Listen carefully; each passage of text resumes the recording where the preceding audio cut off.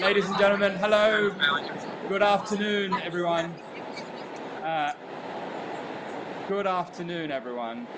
Thank you so much for joining us for an unorthodox evening of celebrations. But the New Economics Foundation is an unorthodox organization, so I hope you will bear with us. My name's Danny Sriskandarajah, and I have the immense privilege of working for this amazing, wonderful organization that celebrates its 40th anniversary today. And this is part one of a three-part evening. And just in case the messages didn't get through to you, let me explain a little bit of how I think tonight will work. So, NEF has always been about the global and the local, and trying to understand the linkages between the two and the structures that underpin the global and the local economic order. And so part one, which is now, we're going to have the amazing Professor Jayati Ghosh deliver a lecture on power, control, inequality in the 21st century. Then we're going to break around 6, because as some of you will know, there is a men's football World Cup going on, and England is playing the DRC. Kickoff will have just happened. And around that time, the second half will be starting, and we will be moving into this foyer, where there will be wine, soft drinks, beer, food, and 2 TV screens screening the match. So if you're really interested in the football, you'll already know that almost every single English shot on target so far in the World Cup has been in the second half. So we'll be able to watch all of that there. And if you're not interested in football, you'll be more interested in mingling and talking to people. And then around 7:30, when we think the football will be over, we'll be joined by Angela Rayner, who will be giving a keynote lecture on the local dimensions of economic justice and how we deliver an economy that works for everyone, everywhere in the UK. And then we'll have a panel discussion with a small sample of NEF's wonderful alumni reflecting on the last 40 years of this organisation's life. I want to say a special thanks to the LSE who are hosting us today. We chose the LSE, as some of you may know. The third of the other economic summits were held here, the 1986 TOEs. Can I check, was anyone here in 86 for the TOEs? One person.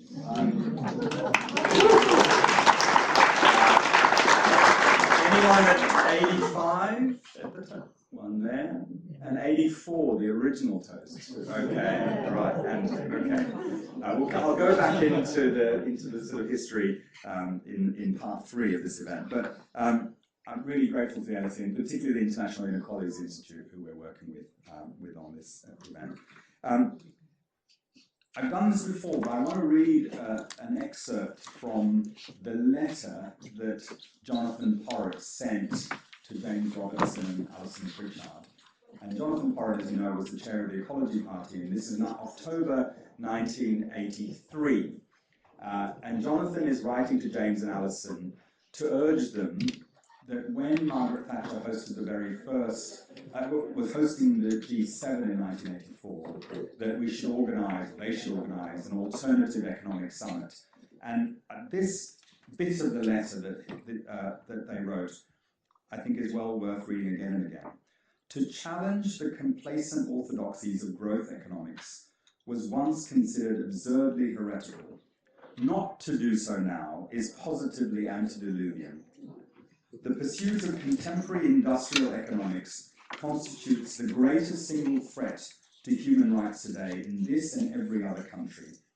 As the gaps inevitably widen between North and South, between expectation and fulfillment, between finite resources and infinite demands, between economic necessity and fundamental ethical ideals of cooperation, solidarity, and common humanity, so the tendency towards repressive responses and quasi-totalitarian government is strengthened. And I read that and I think, wow, in 1983 there were people who were worried about the economic model, that society was sleepwalking into an economic system that would drive these divides between North and South, that would extract resources from nature and the planet and would leave us all unhappy. And how prescient and powerful they were. And part of tonight is to celebrate this wonderful organisation, but part of tonight is also to think through what more we can do to challenge those complacent orthodoxies. And I couldn't think of anyone better to help us do that and to think through the global dimensions of a new economy than Professor Jayati Ghosh.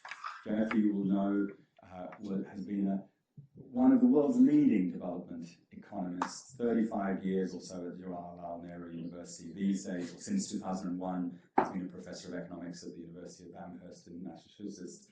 She's written or co-authored 21 books, has won all sorts of amazing prizes and accolades for the work that she's done, and she's been involved in a whole number of high-level advisory groups and panels, and most recently, and particularly important for the fact that we're working with the International Inequalities Institute, Jayati has been working with Joe Stiglitz on the International Panel on Inequality, and so it's with great pleasure that I'd like to invite Jayati to give us a keynote lecture. Following that, my wonderful colleague Katy Chakrabortty, who is an associate fellow here at NEF, who many of you will know from the 15 years or so she spent in senior positions at Oxfam, advocating for global justice issues, will lead a Q&A. Katy's now working with NEF, helping us rebuild an international program. We're editing or co-editing a collection of essays from Labour and other MPs about what more or what differently the UK should be doing at the international front. We're hosting a couple of high-level events, and we have some exciting plans for the end of the year in Barbados, but when Trump meets G20 leaders in Miami, but we'll tell you a bit more about that later. So without further ado, can you please join me in welcoming Jayati Ghosh.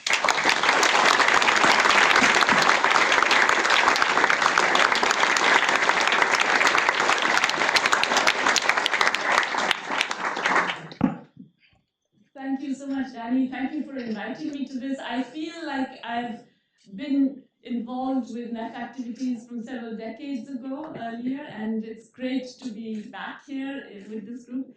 I have to confess, when Danny told me that he's planning this event at the same time as an England match in the World Cup, I thought, they're even crazier than they were before. But I'm delighted to see that there are enough crazies amongst all of us that that you're still interested in thinking about what's going on in the world, besides the football, I mean. And so that's, I think that's a real tribute to the kinds of ideas that NEF has been so important in promoting, and to the significance of those ideas in the world today. So yeah, thank you very much for being here. I want to talk about a lot of the issues that I think everybody already knows about, but I will highlight some of them, maybe just to repeat what you probably already know, but it's still important to remind ourselves about that, which is that, as Danny has mentioned, and all of you know full well, that the global economy is going exactly in the wrong directions in all kinds of ways, and with it, our own national economies. It's kind of evident. It's certainly in the rich countries, it's coming out in many different ways, but it is even more evident, actually, in the global south, which kind of still exists. People kind of think that no, China has somehow changed all the equations, there is no global south anymore, and all. No, sorry, it really does exist, and we really do have serious problems which almost make yours seem not so bad. And there are a couple of features that I want to specifically highlight.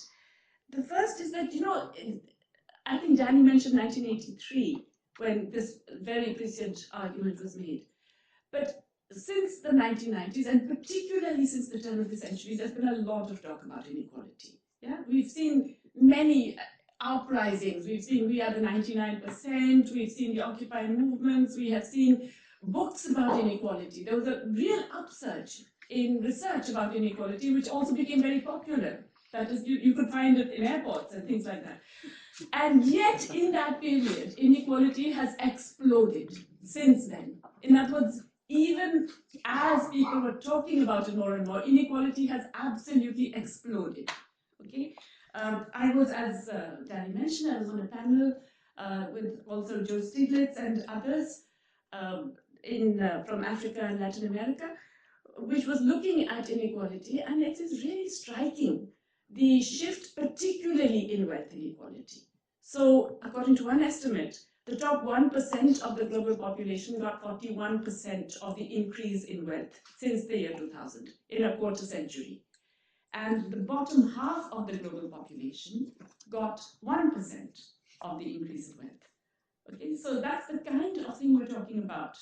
But it reflects in so many other ways. There is the cross-country inequality, not just necessarily in terms of the average per capita income and things like that, but in terms of the ability of governments to do anything when you're really faced with crises. So one particular number, again, I'm sorry to keep throwing numbers at you, but I will throw a few. One particular thing is during the COVID crisis, the pandemic that we are all trying to forget. Between January 2021 and March 2020, January 2020 and March 2021, so 1.25 years, the rich countries increased their public spending by anywhere between 8 to 25% of GDP. Okay? The middle-income countries between 5 and 7%, the low-income countries between 1 and 2%. And remember, their GDPs are lower. Okay? In terms of absolute numbers, what does that mean? The United States spent $28,000 more additionally per person over that period. Okay? The low-income countries as a group spent $1 more per person. So that, which basically means they didn't spend more, right? It meant there was nothing countercyclical. There was nothing they did to help their populations through this total crisis. Yeah, that you can imagine what that translates into in a period of a health catastrophe and a livelihood catastrophe as well, right? Okay, so there's all kinds of inequality.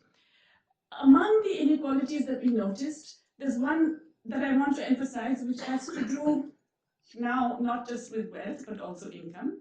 I did mention, right, wealth inequality is growing much more than income inequality, and I'll come back to that and why that's important.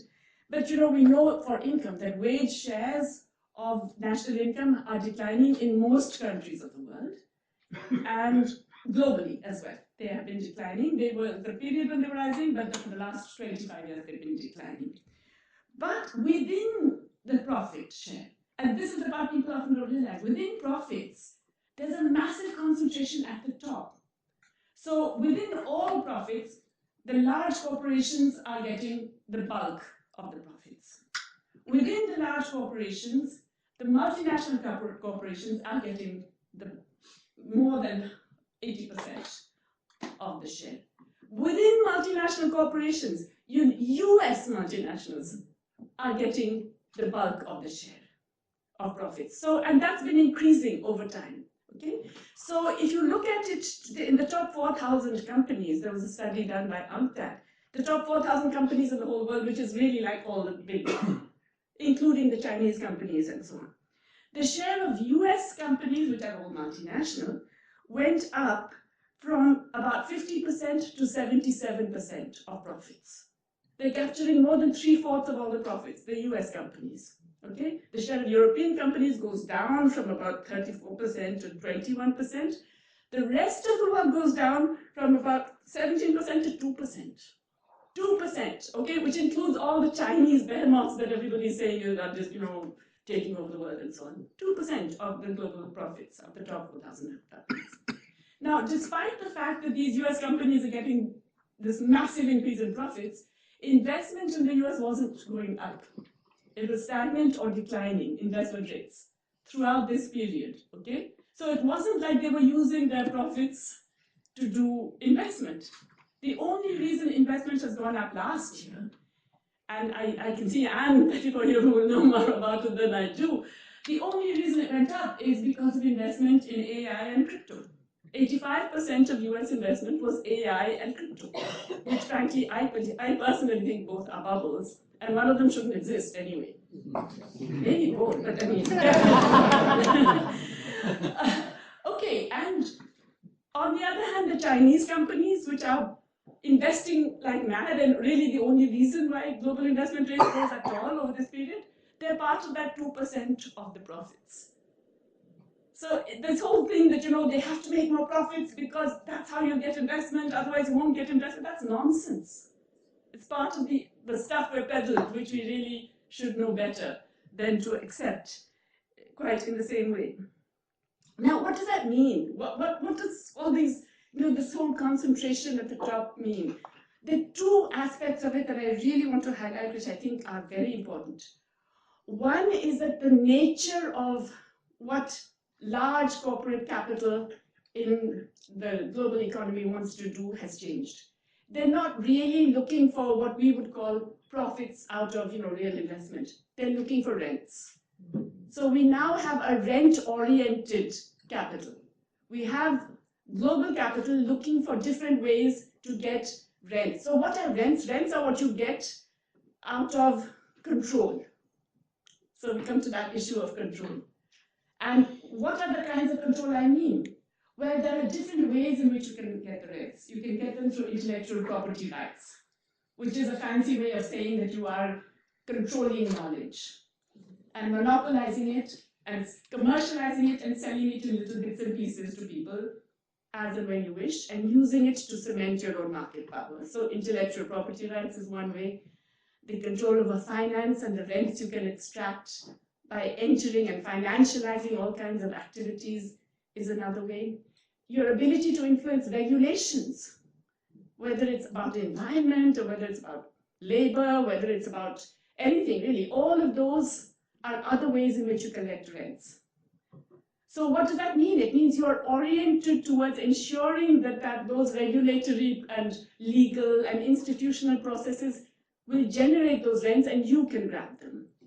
That's what a lot of the activities of these big US multinationals that were increasing their share of global profits, that's what they were oriented to. They were not oriented towards productive investment and so on. They were oriented towards grabbing these rents. So that's one element of the implication. But the other element of this implication is that this concentration of wealth brings power. And yes, it's the power to impact policies and so on. But it is not just the power that is inherent now in these large corporations. It's the power of individuals.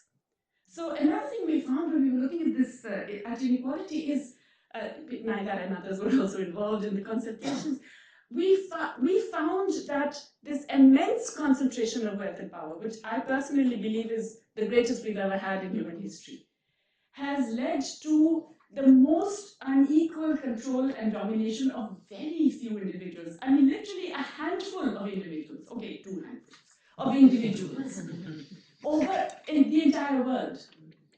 We have a world where one person can, with the small change involved in his big fortune, buy up what used to be a public town square of social media, and alter it and shift it according to how they want. We have that same individual own a company that owns half of the satellites going around the world. I mean, think of that. That kind of power, you can do everything.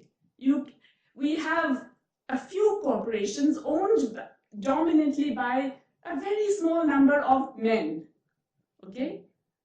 Dare I say they're all white men also. Maybe not even so old. Americans. Sorry? Many Americans as well. All Americans. Yeah. With dual nationality, South Africa and such, but yeah. But you have them able to control everything from wars, when they break out, how they break out, why they break out, how much money is spent on them, to other kinds of policies, to trade policies, to attempts to control essential minerals and resources, etc. We have an unbelievable concentration of power. So, people talk about how inequality is threatening democracy, and often they see it from the other side, from how ordinary people are affected, lives are more fragile, more insecure, and so people are worried about how they live, and they turn against one another, they turn against migrants. In India, we turn against people of another religion, and so on. You turn against each other, and the polarization occurs because of inequality. But the other and possibly deeper threat to democracy is that power and control that comes from this extreme wealth, which we have just allowed to let happen. And so that, to me, is an even bigger threat to democracy today. And that's why we really need new economics. We need new economics not just to, think differently about how we want to structure our economies, but we need it to prevent our societies from absolutely disintegrating, becoming totalitarian versions of Aldous Huxley's Brave New World, and before it destroys the planet as well, right? We need it for all of these reasons. But to do that, we obviously need dramatic changes in the regulations that I've talked about and the institutions and so on. We also need to think about ways of redistribution existing. Now, why do I emphasize that we need both? Well, we obviously need both. It's kind of clear, right? And we can talk more about the different things that can be done in the discussion. But along with these changes in regulatory institutions, etc., we definitely have to bring back more redistribution. And I say bring back because, capitalist societies have done this in the past, have treated their fiscal regimes as redistributive regimes. Today, it's important not just for redistribution, which is good in all kinds of ways, but it's also important for controlling that inordinate power of the very, very rich and the very, very largest global companies, which, as you mentioned, are dominantly US-based. And that's why we really do have to think, again, of these issues around taxation in a much more, not just progressive way, but in a very serious way, which can be done relatively easily. I know the minute that people mention taxation, at least I've seen this because I'm involved in a commission that is looking at corporate tax and capital taxation issues, people's eyes tend to glaze over. They say, oh my God, it's too complicated and technical and I can't understand it. And that is a really bad thing because we're handing it over to these big guys. We're basically giving away that possibility of ensuring that they pay their fair share of taxes. Today, the largest multinationals in the world, the Apples, the Amazons, etc., they pay a fraction of the tax that a regular domestic company, small, medium, even large domestic company will pay. Sometimes they pay close to no taxes at all. Okay, there's this great thing in Europe, for example, called the Irish double Dutch sandwich, where you can put all your profits in Ireland because it holds intellectual property. It's lent to every other corporation, subsidiary, Apple subsidiary, Amazon subsidiary in Europe. And so they are paying, all the money goes basically to Ireland. But then there's a wonderful bilateral tax treaty between Ireland and the Netherlands, which says that, if you are a taxpayer in one country, you don't have to pay tax in this country, and so you can get away without paying any tax. Okay? So we are allowing that to happen. We're allowing the very rich to get away without paying tax. And this is not because they're cheating the system in terms of being illegal. It's all legal. It's tax avoidance rather than tax evasion. I mean, some of it, I'm sure they're also evading. I'm sure they're also salting away in various places. But you can put all your income, etc., into a limited liability company, and you can borrow for all your spending. So you're not in the net, you have no income. The richest people in the world, the Jeff Bezoses and etc., they don't pay income tax. I mean, basically, if you pay income tax, you're a loser, as no doubt Donald Trump has said on several occasions. So the rest of us, on the other hand, are paying taxes. Yeah, it's a Elliott and small companies and so on and so forth will pay taxes. The very, very rich get away without it at all. This is actually low-hanging fruit. It can be done quite easily. And I want to emphasize this because, this is not something that is only about developing countries losing from illicit financial flows and rich countries gaining. Because rich countries don't gain, people in rich countries are losing from this process. Yeah, most of the tax revenues lost are actually in the rich countries. They would help the poorer countries a lot more because, relatively speaking, it matters more. But the rich countries, it's not a rich versus poor country problem. It's rich people and rich corporations, rich multinational corporations, versus everybody else in the world. So we have the availability to do something about it.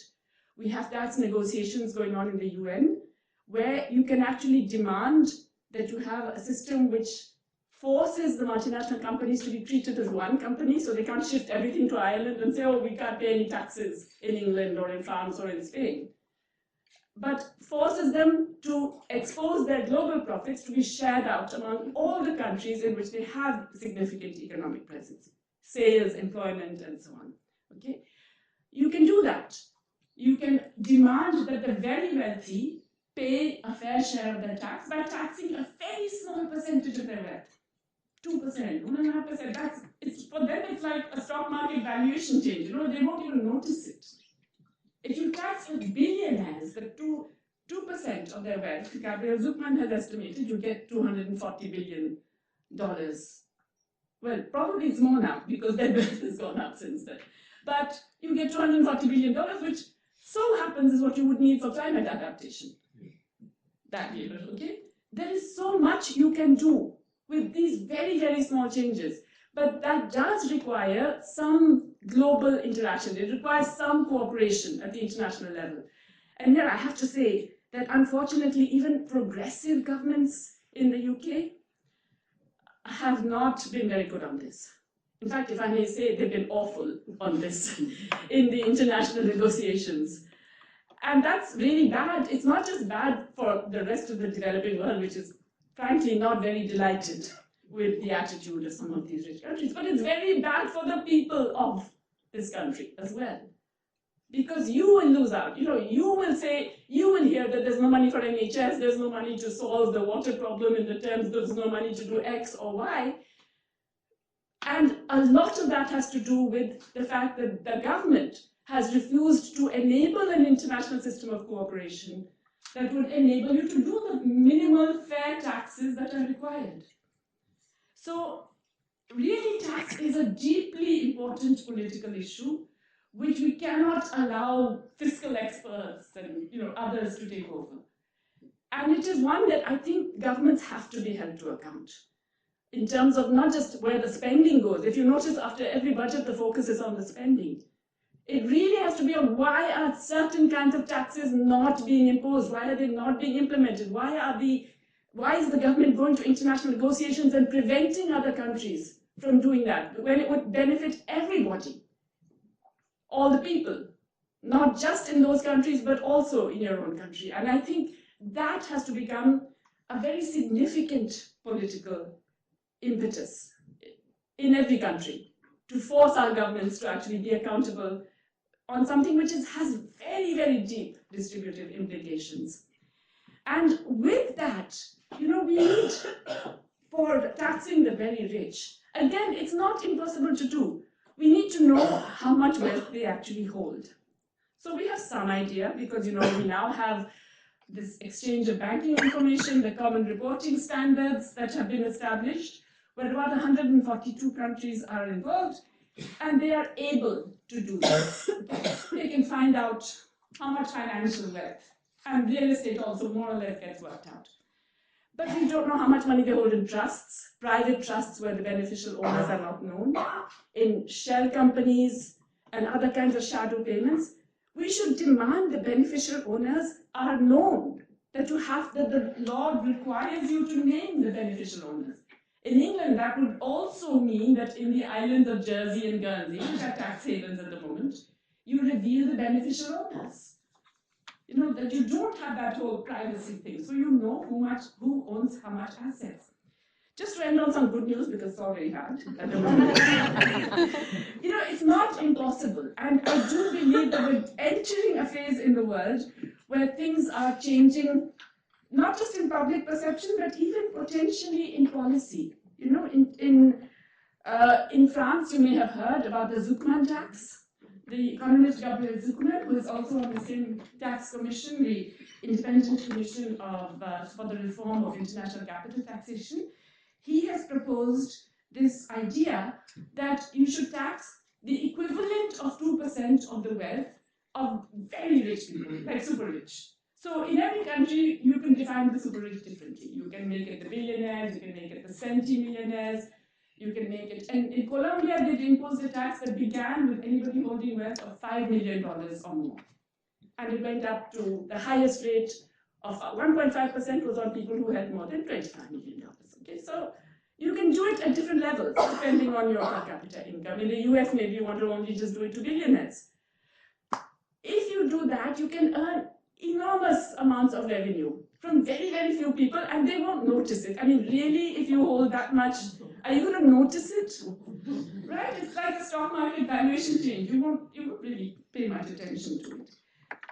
In Denmark, the Prime Minister has made taxing the super rich a central pillar of the electoral campaign. I wish it was the same here. You don't have an election right now, but you can still make it a central pillar or something that is going to happen in the near future. We hope.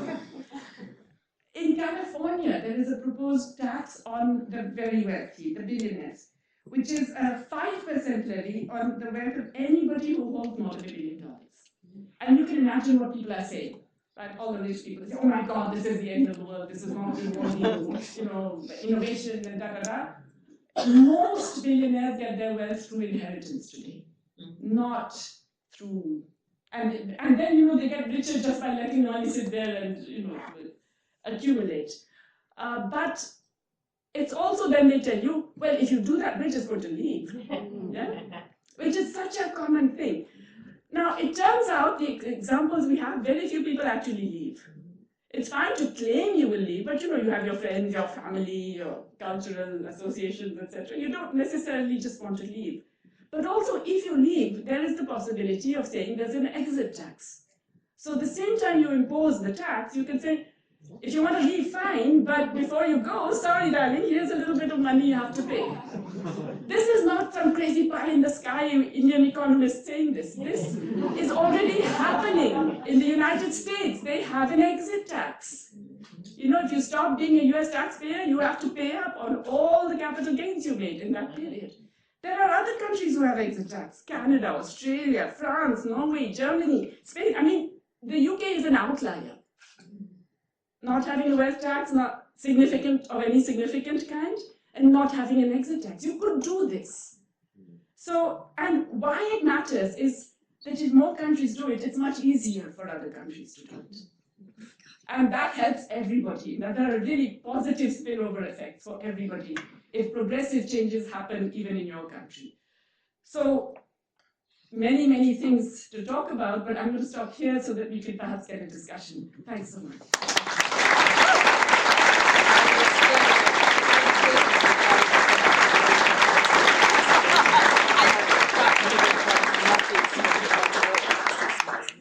Thank you so much, Jayati. That was a tour de force, and definitely some things we need to put on the next Prime Minister's agenda. I'm going to take some questions. We'll move straight to questions because I'm sure there are lots. There's also a lot of people with a lot of knowledge and ideas, so it's absolutely okay for it to be a comment rather than a question we want to hear, but just keep it short so we can get around as many people as possible. So I did see a hand. Naila and very, very quick question. I'm very curious as to why the UK stands out, even its progressive governments, about this idea of a wealth tax. Why the UK? What do you think prevents some very progressive governments in the UK from not? Yes. Should I pass it by? We'll do two. Hi, that was a good talk. Henry, sorry. I just wanted to express that I don't think it's purely a tax thing, because during the Wilson government, you had the highest tax ever in the UK. It was as most equal economically. However, you still got discontent, which led to Thatcher winning and neoliberalism and stuff. So I was thinking that perhaps it was not merely just like a tax thing, and it was more of a capitalism thing. We'll take those two. Those two for now. Sure. If I had to say why England, it's not just elite capture of institutions, because it's more complicated than that. I really think in England it's fear. It's fear, Liz Truss has brought fear into the hearts of everybody. You do anything to offset finance and, you will be destroyed by the bond markets or whatever. So it could well be that you need a little bit more iron in the soul, or, some little reinforcement, which is all the more reason for the UK to be much more actively involved on the good side in international negotiations. Why they're not doing that, that part is a real surprise. it is, of course, it's always capitalism, finally. Yeah, capitalism is the baddie. I'm not disputing that. But there are periods of management. Let me put it this way. Even for large sections of capital, which is not to say the ones who are necessarily benefiting from a regime, a lot of regulation and taxation is often in their interests. So as I told you, the share of large capital, of MNCs and of US MNCs is growing dramatically, which means what? It means that the other forms of business are not really gaining from this regime, okay? Which is also capitalism. In other words, we have created a monster which is even beyond what a lot of capitalism is supposed to deliver. It doesn't deliver dynamism, it delivers some other strange kind of thing. So I would say that, sure, I would like to eliminate capitalism, but before that, let's at least bring that monster under control before it swallows us all. This thing that when there were high tax rates, it was all terrible and etc. The reasons why Thatcher came and the particular English context of the coal miners' strike, the international context, the regimes that enabled the disaffection to grow, etc., is a very specific case. If you look at the US so-called golden age, the 50s to early 70s, that was seen as like the golden age of the US, the marginal tax rate was 93%. 93%. Abigail Disney was very fond of saying, she's the granddaughter of not Walt, but the brother, Roy, I think, was very fond of saying her grandfather and granduncle paid 93% tax and did very well, thank you. Because she herself is still a very wealthy, inherited wealth woman and recognizes it as such. And it did not stop innovation, it did not stop investment, it was a much higher rate of investment than you have today. So I would say that I'm not trying to rescue capitalism from itself, but I'm saying there are ways in which you have to bring some of the really ridiculous, demonic aspects under control just to be able to get on with the bigger job of then moving to a better society and economy. We're going to go to the north of the room, that's what we see. I've got Pfizer, and then I think there's a gentleman down here. Thank you so much. Nice to see you again. And just to say, I'm an ex-NEFI and currently the NEF employee many years ago. I just want to thank NEF because NEF was the place that I learned and had time to work on inequality. And it was one of the few organisations, how many years ago now? 15 years ago, where I was given that space to really think about economic inequality. At that time, we were the only think tank against austerity, I think. And I think for many of us that had that period there, it's like absolutely to find our careers and our thinking. Thank you so much. I'm so pleased that you made tax such a central part of what you were talking about. Some of us, our eyes don't glaze over, some of us, our eyes open wider. And as now the Chief Executive of Tax Justice UK, we're thinking about this problem a lot. And I was going to ask about the blockers, but just kind of drawing on that, I think one of the things that we see here, and maybe you see in the US and in India as well, is that we're locked in this argument about racism and anti-immigration in this country. And we're currently doing some research, I'm in Hartlepool quite a lot, testing tax arguments in a city that unfortunately has become very anti-immigrant, very far right. I just wonder how much you think that a progressive economy argument can really work to address the far right that is rising all over the world.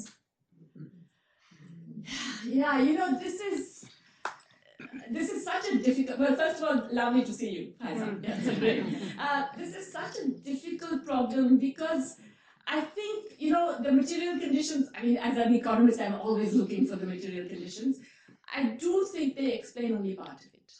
I think that we have to also recognize that the ability of the media to influence what people think and the echo chambers that have developed, etc., are playing a huge role, even in countries where actually things are okay. I was in Austria just yesterday, actually, and think about it, 80% social housing, public health service, which is free and available to all, very good public education, excellent public transport, affordable to all. I mean, you think they kind of sorted it out. Minimum wages have doubled, lots of good things have happened. But there's this far right. I really do think that, shall we say, the dark side is using this ability to influence people's minds through and opinions and perceptions through media, because the media is owned and controlled by the dark lords, basically. Yeah, I mean, I won't go as far as Yanis to say we're all techno-feudal, whatever, serfs and so on. But I do believe that part of that power is also the fact that we have enabled the expansion of private media that has humongous control, and we are not putting controls on that media or on the ownership of that media. So along the other things that have to be done in the regulatory thing, I think you really have to break up that link between huge corporate interests and media, including social media. Let's see if we can take 2 questions in this round together. So I know this gentleman's waiting and the white shirt and Stuart. Yeah, well, let's take 3. Stuart, go for it. Okay, thanks. My name's George. I'm actually on vacation from Canada here, and this was such a tantalizing event. Everything you said about the corporate profits really stood out to me, and I think of this from a Canadian perspective, where we have one of the largest pension systems in the world. And every time we start to think about corporate taxes, I imagine all the CEOs of our pensions calling up the Prime Minister and the people and saying, well, hold on a second. Every time the S&P goes up, every time the index somewhere around the world goes up, that's benefits to our population. And we experience that. I live in Vancouver, one of the most expensive cities in the world, although I'm learning it can be more. We experience that particularly in the financialization of real estate, where pensions are buying up anything that they possibly can. So I'm just curious if you can speak to maybe the tension, or maybe there's a way through when it comes to large institutional investors, which own so much, and these large corporates, because I feel like there's something sticky there that keeps me up at night. Okay, so ordinary pension investors, and then... Hi, I think I'll be a nice Canadian tag team here. I'm Thomas. I've recently moved here from Canada, and I loved your talk, and echoed a lot of actually some of the terms that I used actually in my thesis, which was about Canadian economy and the rentier aspect of it, and how real estate investment might be taking away from productive investment. And you acknowledge that I love that word productive. I think the terms capitalism and socialism are now kind of just bandied about. You could go to Yanis Varoufakis or the great David Graeber, since this is my first time at LSE. We don't really have a capitalist, maybe we have a corporatist system, whatever it may be, but sorry, I'll try and keep it short.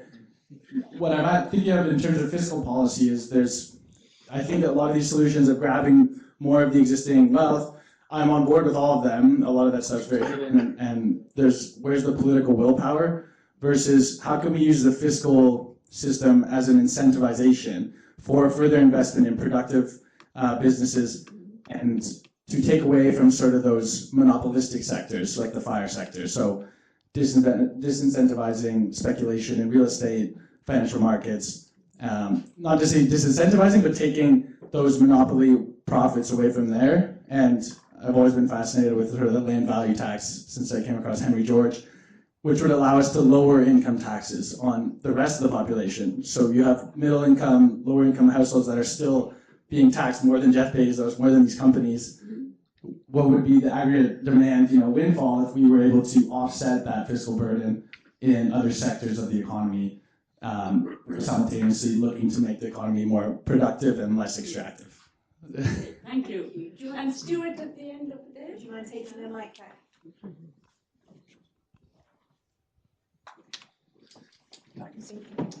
Yes.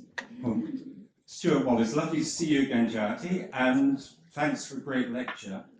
I'd be interested to get your take on universal basic income, or perhaps framed globally as a global citizen's dividend, given we've all contributed to the wealth of the world, and widening from wealth taxes to financial transaction taxes and other taxes on AI and things like that. Do you think that's a viable thing we should be talking about and working on? I'd love to get that take. Thanks. Great. Okay, well, first about, essentially what you're talking about is finance, right? And I would say that that's part of the problem. They just mentioned it, and I should have actually talked about it a bit more, but one of the big problems, especially in the last quarter century, is this explosion of financialization in everything. So number one, we shouldn't really have private pension funds that are investing in private equity and blah, and blah, and blah. We should really have not a pay-as-you-go kind of pension system, but a universal pension system that provides a minimally decent life for everyone. That's what you would require and want to get as a society, which means it should not be dependent on the state of the financial market. You see what they're doing here? They're making all workers willing to buy in to a system that ultimately oppresses them, right? Because they say, oh my God, the value of my, in the US they call it the 401k, the value of my pension fund will go down if I do X or Y, which is a way of tying you into a system that is actually deeply oppressive to you. So I would say among the regulatory changes that have to happen is basically not just a reduction, really a massive shrinking of finance, okay? It's really, to me, it is the wrong kind of so-called expansion in GDP. I haven't even got started on the whole notion of GDP and how it is crap. But the idea that expansion of finance is a good thing for people is so misplaced. And it increasingly does not mean financial intermediation that is giving savings to investors. No, it's not doing all that. It is basically a system of extracting more. It is a very extractive system from the basic productive system. So I believe in very, very strong regulation of finance. I would not actually allow private equity. I mean, if I were ruler of the world, of course, which unfortunately won't happen, but I wouldn't allow private equity. I would certainly not allow pension funds to be investing. I mean, so for example, very recently during the Ukraine war, we were all told how the Ukraine war is cutting wheat supplies, and so wheat prices are going up, and everybody accepted it, and all the workers were paying more on food, and they accepted it because it's supply constraint because of the Ukraine war. Well, guess what, guys? There was no supply constraint. Supply did not change. Wheat supplies increased over that period. But the big CEOs of Cargill, Monsanto, etc., went online and said, oh my God, it's terrible. There's going to be such a supply shock because of the Ukraine war. And the financial markets did massive selling buying up of futures in wheat prices. Okay, so we got this massive increase in the prices between March and June of 2022. That peak period, they just exploded. Okay, 71% of the activity in the Paris future markets was pension funds. Okay, the same workers who are being, forgive my language, but okay, messed up. I was thinking of another word. Okay, the same workers who are being messed up by that rise in wheat prices are the ones whose pension funds are causing it to happen. Why are we allowing pension funds to buy wheat futures? What on earth are they holding wheat futures for? I would make the stronger argument, why do we have separate pension funds looking for gains in stocks and shares and speculative activities? We should be having a universal pension for all. Okay? And similarly, why should we have student loans? And so on and so forth. In India, we have health loans because our health system is so terrible that people fall into poverty because of it, and so on. So we should not have those. They're a sign of a broken economy, not a sign of a growing economy.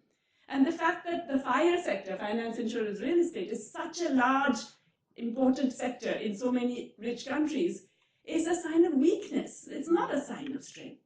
Yeah? Okay, in a way, I've kind of looked at your question, but just remind me a little bit, just keyword. I also think there's the political will for just taking wealth and redistributing it versus re-incentivizing the economy to favor productive business over extractive. Okay, so here's the other thing. Now I'm being totally frank. I'm so tired of this incentivizing term, this whole market-based way. We do a lot of it because we have to, yeah? But this kind of encouraging people, nudging people, suggesting good ways for them to behave, including large capital by giving an incentive. Those market-based things have not worked, okay? Let's consider blended finance, which was supposed to solve our global, climate crisis, because you go from billions to trillions by incentivizing, by providing, various incentives for private capital to get into this, climate mitigation and adaptation. turns out that they want such large subsidies, it would have been cheaper for the government to do it itself, but even then they don't do it. So I'm saying, you know, let's just go straight. If it's something that the private sector doesn't want to do, the public sector does it.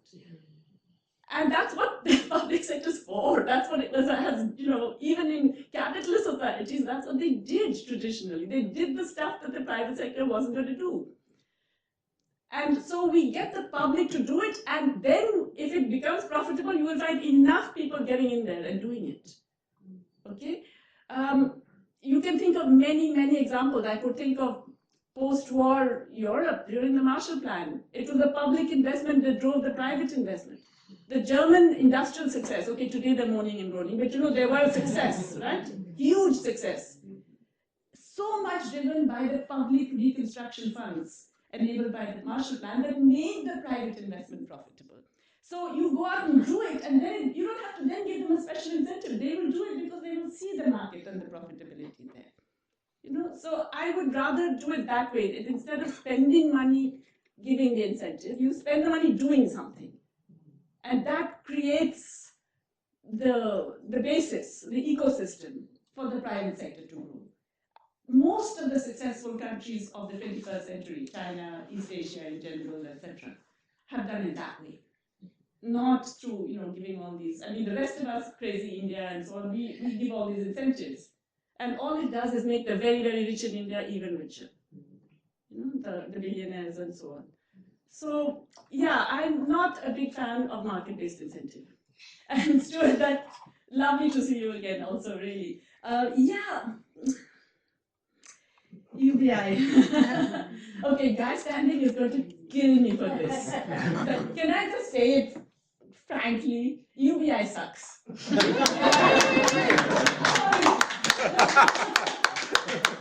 does it suck?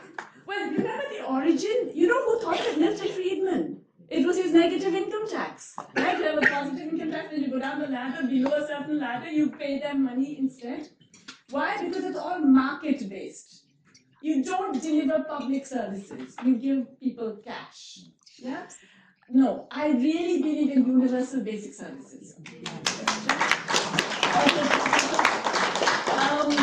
And you know why I do think UBI is such a concern today is because in so many of our countries, definitely in India, but I think in many other countries, it's become a substitute for basic services.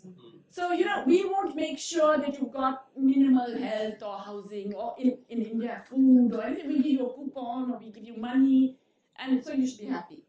Yeah? Or we, you know, farmers, okay, you don't have an income to survive, but we give you some cash payment, you know. So I really do think that what we have to do is provide universal basic services and ensure the viability of a lot of the essential production. So I would kind of turn it on its head in a way.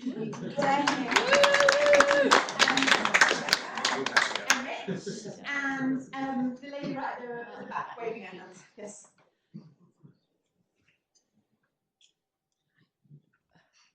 Oh yeah, in the white shirt. Yes, please. Oh, she's getting it from both. Oh, yeah. Two, please. Hi, Jayati. I am going to cheekily ask two questions. The first is about international taxation. 2024 was a really positive year for cooperation on how we tax ultra-high net worth individuals, thanks to Zuckerberg and the Brazil presidency of the G20. We have the UK hosting the G20 next year in this country. How hopeful are you that we can see a continuance of that progress made in 2024? And my second question is about the ultra-wealthy. So we recognise that those with extreme wealth are causing serious harm to our democracy, to the environment, to our society, to our economy, so much harm. You've mentioned it today. At what point do you think somebody has too much wealth? Like, what is the number that you would pick, perhaps, for the point at which somebody is too rich? And then we had a question here in the middle.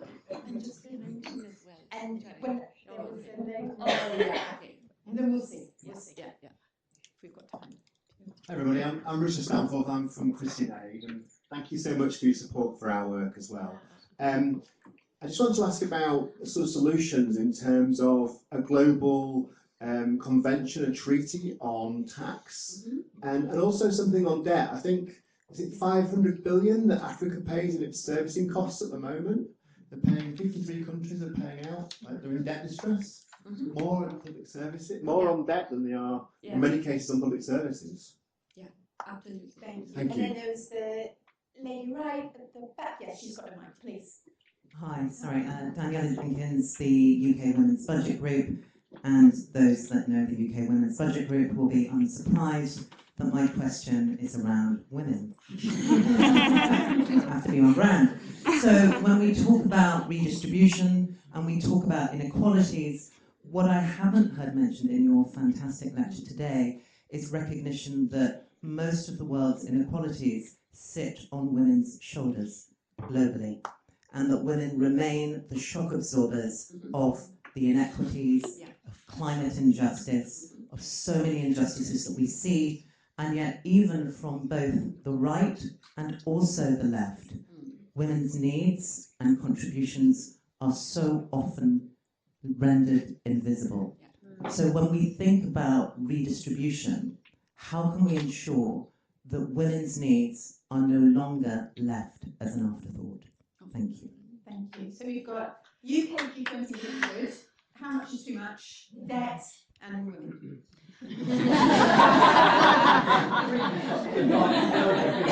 Okay. I mean, honestly, if a progressive government in the UK has any sense at all, it will make tax a significant part of its agenda nationally and internationally. Okay? I have no crystal ball, but I also think that, governments don't do things because they have nice guys in charge. They do things because people force them to do them. And so it really is, in a way, up to you guys to force them to do it. I think it can happen.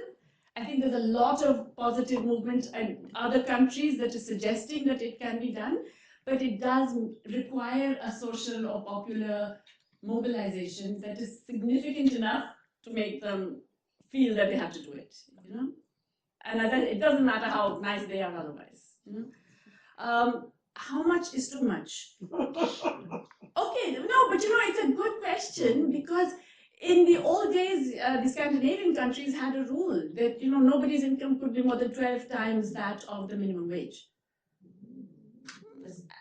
Different societies will define different rules. I mean, that's not a bad one. 12 is a lot, actually. Yeah, 12 times the minimum wage. But they have changed it since then. But you can think of, seriously, $1 billion is too much already. But any income above $1 billion is certainly superfluous in terms of your spending. What you need it for, otherwise you need it for power. And if you think that power is bad, then you need to get rid of it. Yeah, and you can do it in many, different ways. But yeah, how much is too much? I would say has to do with the point at which your assets and incomes are no longer necessary for you to ensure an extraordinarily comfortable life for yourself, but also are necessary now for you to exercise power. I would put that limit. Debt. Oh, I'm so glad you mentioned that. Yes, very, very important. And here I want to talk about another inequality in the global economy that I haven't mentioned, which is the way international capital markets function. Which is that, why are all these countries in such terrible debt? Because their debt, the payment that they have to make on their debt is so much higher than even the UK has to pay. Now, I think you are all aware, it was in your recent history, what happens is when your bond prices fall and the yields go up, right? The payment on your government debt goes up dramatically. Now, in the UK example, you can at least say, okay, it was because somebody messed it up in terms of the financing and the financial markets got a signal that this was not viable, and so it happened. For most developing countries, it's nothing that they do. It is entirely because of these global currency hierarchies, which are related to global power perceptions, imbalances and perceptions. So Kenya, Ghana, Sierra Leone, let's think of all the footballing countries that are doing so well in the World Cup. All of them are paying rates or spreads above the US Fed rate many multiples that of what Europe is paying, even though they have lower public debt to GDP ratios, they have lower fiscal deficit to GDP ratios, they spent nothing, as I told you, during the pandemic because they're so scared of capital market, but they have these zooming debt costs. And then it gets worse if they have climate. I mean, Bangladesh knows this, Jamaica knows this, you get a climate disaster and the spread goes up. So they are being battered by things which are not their fault. The US raises interest rates. There was a 5 percentage point interest rate increase in the US from the Ukraine war onwards. The spread for African countries went up by 7 percentage points. So they're paying 12% over. Can you imagine? I mean, so it's that kind of inequality. What do we do about that? Well, number one, I think there is an old colonial principle that I really like. One of the few I really like. The British government in India used to have these debt commissions. And they had a principle that if somebody has paid the principal plus 100% of the principal, in other words, they paid double the amount they originally borrowed, then that's it. They don't have to pay anymore. Which is not a bad principle, right? I mean, because why do they have to keep repaying? Because, you borrow, let's say 10 million, but then the spread keeps rising and you pay more and more and more, so you never repay. You're indebted for generations. If you did that, for example, Sri Lanka would not have to pay any more debt to the bondholders. They've already paid more than double what they originally borrowed. So I think there is, this is of course an ethical principle. Pope Francis liked it. But on the other hand, it's very hard one to get through the debt roundtable and the G20 and all the masters of the universe who decide these things. Once again, I think, you need collective action on this. So one ideal thing would be for people in the rich world to say, you've got to do something about it, you've got to write off beyond this point and so on.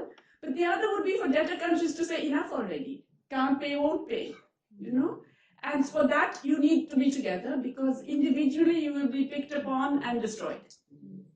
So it is very important to actually get a combination of debtors. There is an attempt, it was announced in the Sevilla Financing for Development Conference to create a platform of debtors. The UN set it up. Nobody wants to join. Why? Because they all get told by the private bondholder, oh, if you join, your spreads are going to go up like crazy. So you see how power plays out? It's complicated. What would I suggest? I would suggest, they meet quietly and then they create a big thing anyway and then they announce it and then it's too late for the bondholders to kind of go out there and threaten you in a way. Then the final women in the economy. Oh my God! At this I blame Danny and Katy because they didn't have enough. But you're absolutely right, and I think the one thing I would add to what you said, which is more or less what you already said, is that a lot of the policies we have today, whether they are the privatization and reduction in public spending on essential services, or they are the austerity measures, or they are, all of those things. They are not gender blind. For many years, Naila and we all called it gender blind and so on. They are gender exploitative. They are done because governments and employers know that unpaid work will be performed. That you remove the care services, people are not going to say, oh, I will stop looking after my elderly mother or my small baby or whatever. It will get done, and it will get done by women. You remove, in our poorer countries, you remove access to food. It will be women and girls who eat less, and so on. We can go on and on, but these are all gender exploitative policies. I couldn't agree with you more. So we're coming towards the end. Do you want a couple more questions, and then you get to? Is that okay? Yes, I can have one more, and then we'll. So we've got a lady there, and the gentleman there in the black. Hi, thanks. My name is Hatla. I'm a union leader from Iceland, but also vice chair of the board of trustees of NEF. Oh, wow. I'm very honored to be here. It's wonderful to be among so many people who actually like taxes. Very rare for me. So I wanted to ask you a brief question about the inheritance tax, the most unpopular of them all, but maybe one of the most important taxes. Would you pass it along? Sorry, just along to him. Hi, Jayati, lovely to see you. My name is Charit. I'm from a think tank in Sri Lanka. The question I was asking is, it's nice to hear about the fiscal issues and stuff, but one thing which really drives all these issues is also the fact that you have the US reserve currency and how that is really weaponized. And all these things they are trying to do really can't get solved unless really address that issue. Like you mentioned in Sri Lanka, when you are really, we have not voted for a dollar-based system, and that really drives us into current state. So that was my question, how do we handle that? And you can take all the time you want to answer that because you don't want to watch the football, which is 1 minute half time to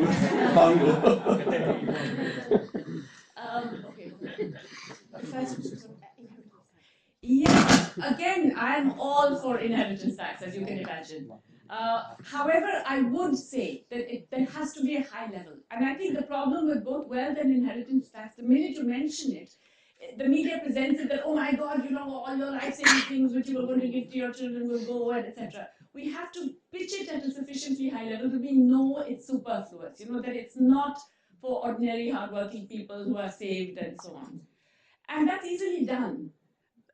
So I am absolutely 100% in favor of inheritance tax, and I also believe in a very high inheritance tax, because if you think about it, I mean, capitalism claims that it's all about, you know, individual, whatever, innovation and merit and all of that nonsense.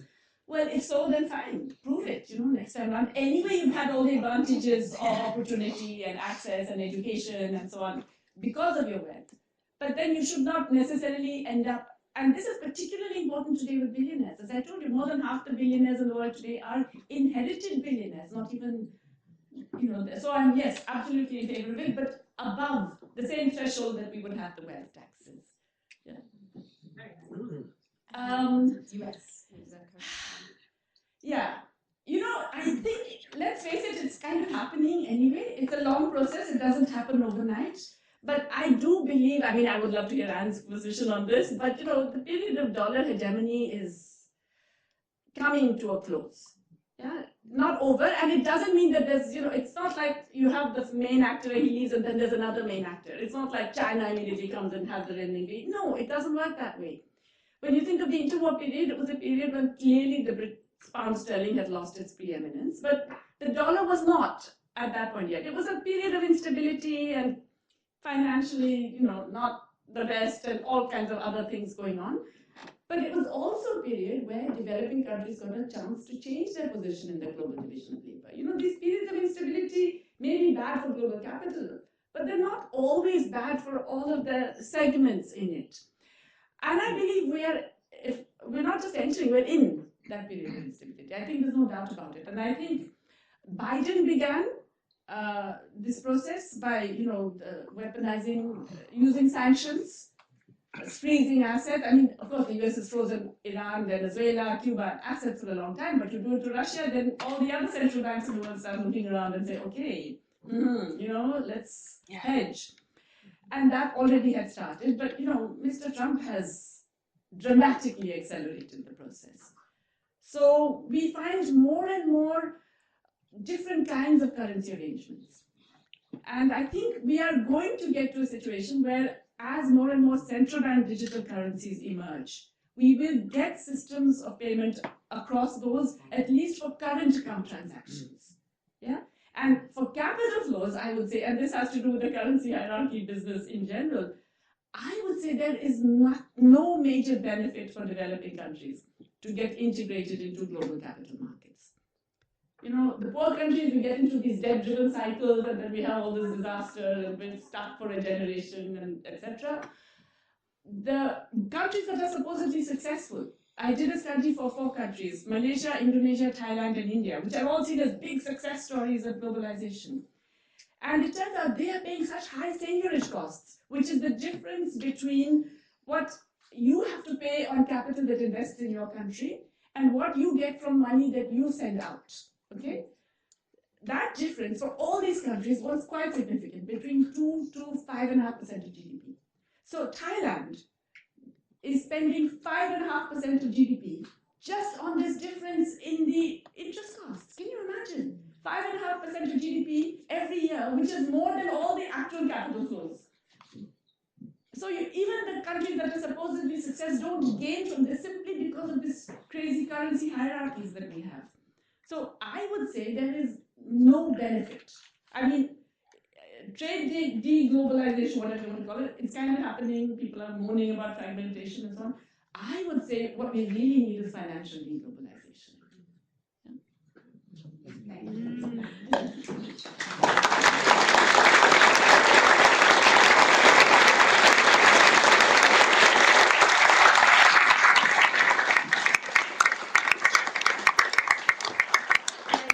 If I could just end by saying I've had the privilege of seeing you at work in different contexts and listening to you today. You have this way of bringing both the message of incredible weight, that there are these masters of the universe and these intractable powers and things have been getting worse, and yet you have a way of doing it with such an energy and a vibrancy, and also with such an appeal to the common sense of everyone in this room that it must and can be different, that you managed to make it uplifting at the same time. And I think that's just the kind of spirit that's going to carry NEF on for 40 more years to fight the fight. So thank you so much for joining us. Thank you.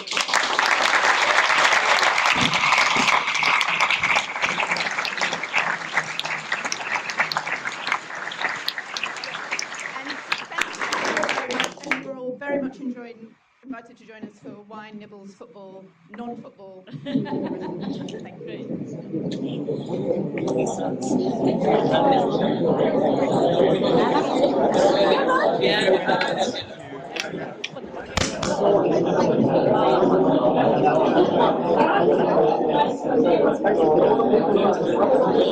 you.